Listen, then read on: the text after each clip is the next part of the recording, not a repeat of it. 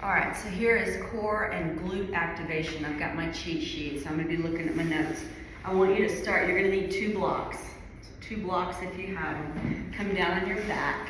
We're gonna start with some transverse abdominis breaths. So lying down, feet on the ground. Oops, I need my timer.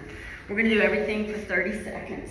So I want you to bring your hands around to your rib cage, maybe over to your lower ribs. We're gonna puff up the belly with breath. So inhale into your belly.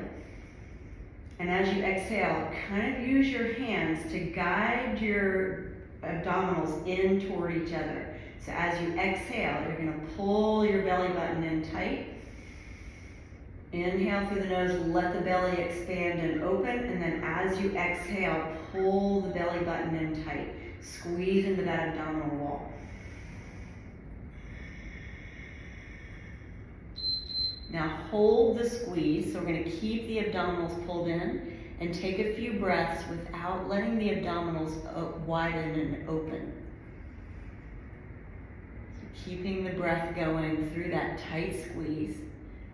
So it's not going to look like much, but I want you to feel that pulling in of your abdominal wall, belly button tucking into spine through your breaths.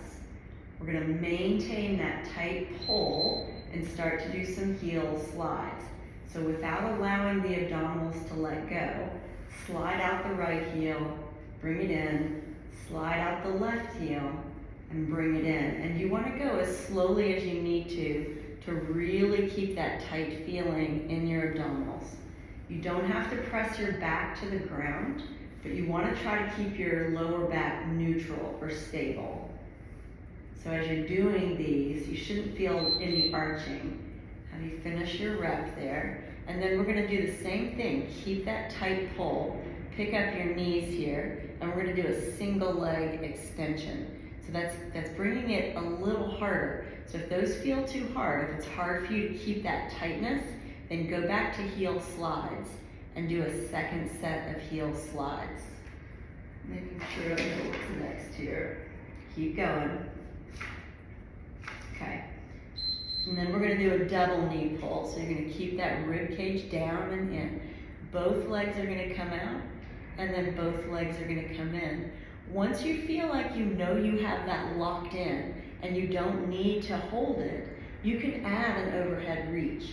We're not going to lift the head or the shoulders until you're a little bit more into your postpartum, because I'm not sure you're ready for that full working of the abdominal wall. So these are just nice and slow. Okay, so from here we're going to take the legs straight up in the air, maintain that pull, and then just do one leg drop at a time. So again, just trying to keep the abdominals knit together, so stuck in tight toward the center. And you can bring your hands to the floor if you need a little more support. You can put your hands back down here. I think these are the last on the one to go. Keep it tight. Okay, and then we're going to bend the knees again and do a dead bug. So keeping that tight tuck, opposite arm and leg, and then come together. Opposite arm and leg, and then come together.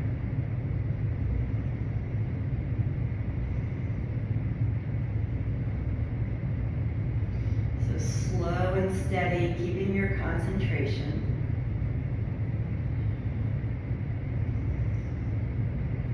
And then a second set of dead bugs. So I want you to take your hands to your knees, push your hands into your knees into your hands. One leg is going to extend, and I'm pushing into that other leg. Bring it back in. Other leg is going to extend, and then bring it back in. So maintain that press. Maintain that locked in core. And after this one, we're going to move into some glute work. Oh, I feel my core. Okay, setting your feet down, bring your hands to your hip bones, and we're just going to practice that tucking. So inhale, inflate the belly, and as you exhale, scoop your tailbone, press your low back into the ground, and pull the ribs in together. So inhale, let it go, let it soften, and then as you exhale, we're tipping the tailbone, closing the gap under the back, and pulling the ribs down and in. Inhale through the nose, and exhale. Okay, and then we're gonna do some standard bridges. I'm gonna give you the option to set up some blocks for this. So we'll take this little 30 seconds and just set up blocks. If you don't want the blocks, you don't have to have them. You could do this with your feet on the floor. We're gonna start by tipping the tailbone just like we did with that breathing exercise. Keep the ribs locked down, tailbone tilted, hands down, and we'll go on the bell. We're just gonna do some single bridges. It's a lift. Here we go. As you come up, heels drive into the blocks and the glutes get strong at the top. So we do want to keep the tailbone tucked under just a little bit. Keep the bellies knit together and get that big glute squeeze at the top. If it's too much with the blocks, just put your feet on the floor. We're going to go into a single leg bridge when we hear the bell. So we're going to keep one foot down, the other leg is going to extend, and we're doing the same thing. Drive up, a big glute squeeze, and come on down. So lots to think about here. Still keeping the core engaged and tight, trying to keep the hips level with each other. Drive through the heel, squeeze through the glute. And remember, if you're feeling your hamstrings, lift up your toes on that foot and see if that puts it a little bit more in the glute. Nothing wrong with activating the hamstrings, but we want to also get the glutes. So I'm going to have you keep the hips high, and then we're going to take the extended leg, drop, and lift. So we're just maintaining that tight glute on the single leg that's up, and then adding a little movement, trying to keep the hips high and level, and the belly still tucked in nice and tight. I'm feeling that right glute really fired up, holding me in position. Okay, and then we're gonna go back to a double leg bridge. So on this set, if you want, you can just do a top half pulse. So staying at the top range. You could also add a little dynamic by reaching the arms overhead or taking a cactus. That gives you a little different lift. You could also just do single leg bridges like you did before. And then keeping the glutes tight. So you really want to feel it in both sides. And then we'll just do the other leg, single leg. So extend the other leg and we'll do those lifts. Oops, just did the same one. Lifts, moving through the glute on the opposite leg, working to keep the hips stable, and really trying to fire into the glute. Drive through the heel, lift through the hips. Feeling it for sure. All right, and then keep that single leg lift and we'll do a leg drop. So just holding that glute in strong isolation. And working to keep this hip high. It's easy to let that hip sag, so we want to use that planted foot to keep the hips lifted. A few more, almost there.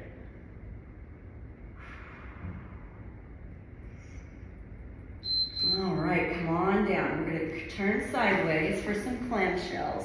So knees are up at hip height, hand is on the hip. We're going to take the top knee off the bottom knee. Now, as soon as you feel ready, I feel like you could probably do these right away. You can add a weight to that top leg, or you can put a band around your knees. Please keep that top hip accountable, no rocking back. So we want to make sure that top hip just stays in place. And this is for your glute med. We're going to keep the knees together and raise the foot. So this is also glute med work. So this is strengthening the outer hip. So the knees stay together, the feet come apart. Good. We get it. And I'm still focused on pulling in the core. So it's going to be creating that habit of keeping your abdominals tucked in. That will help knit those muscles back together. Okay, so I'm going to have you extend your legs out straight. We're going to take the top leg, lift, kick back, come back in, and come down. So I want you to keep your hips stacked all the way through. When you kick back toward the back, you want to squeeze into your glute max, so that big glute muscle. So lifting with the outer glute, kicking back, squeezing through the glute, and then coming back down. Up, back, in and down. Okay, we're gonna change sides and we'll do the second side, just the clamshell. So hold your hip accountable, pick up the knee. And if you do, if you do these for a few days and they feel easy, add that weight. And working on glute med. But you should feel that squeeze in the hip as the knee comes up. Okay, and then we're gonna keep the knees together and lift the foot. So just a little outward rotation there. Actually, it's inward rotation in the hip, but outward rotation with the foot. So for me, this is a more subtle feeling, but I feel that glute med tightening up as I lift.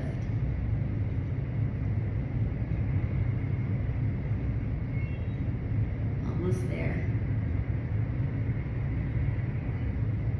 Okay, and then we'll take the legs straight, and we're going to take the top leg up, back, in, and down. So I am trying to keep the upper body still and stable, and keep that movement and that strength in the hip. So trying to isolate there. And if you put your fingers on the ground, gives you a little stability there. Think about pulling the core in again. We have one more after this. Maybe two. Okay, and then I'm gonna have you come up to seated. We're gonna come into an L sit, which is just sitting as tall as you can, and we're just gonna get alternating leg lifts. So think about keeping your quad really tight, your leg as straight as possible. If you have to bend your knees a little bit here, it's okay. And then again, knit in. Keep your spine long. You can use that finger press to keep the spine nice and long. And so we're gonna do one more after this. Take the feet wide, and then it's the same thing. In your straddle, lifting and lowering. So as you do these, try not to rock back. So we do want to keep the chest up, even if it's just a tiny little lift with the heel. Lift up without letting the rocking back on the sit bones. Squeeze into the quad. There we go.